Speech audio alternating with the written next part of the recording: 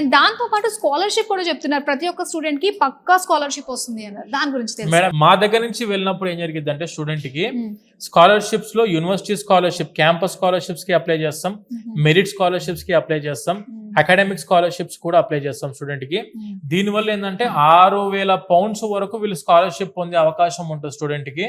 వీళ్ళు సొంతంగా పెట్టుకున్నప్పుడు ఈ స్కాలర్షిప్స్ అని వాళ్ళకి తెలియదు, దాని పోర్టల్స్ ఐడియా ఉండవు కాబట్టి ఖచ్చితంగా స్టూడెంట్ స్కాలర్షిప్స్ కి అప్లై చేయడంలో పొరపాటు చేస్తారు. డెఫినెట్ గా. ఇంకొకటి, అప్లికేషన్ పెట్టే టైంలోనే ఖచ్చితంగా స్కాలర్షిప్ అప్లై చేయాలి. ఓహో. అప్లికేషన్ పెట్టిన తర్వాత నేను స్కాలర్షిప్ కి అప్లై చేస్తా అంటే అది యాక్సెప్ట్ చేయదు యూనివర్సిటీ. ఓకే. సో అందు గురించే మీరు అప్లికేషన్ పెట్టే టైంలో ఒక ఎక్స్పీరియన్స్డ్ టీమ్ పర్సన్ ఉండాలి మీతో పాటు.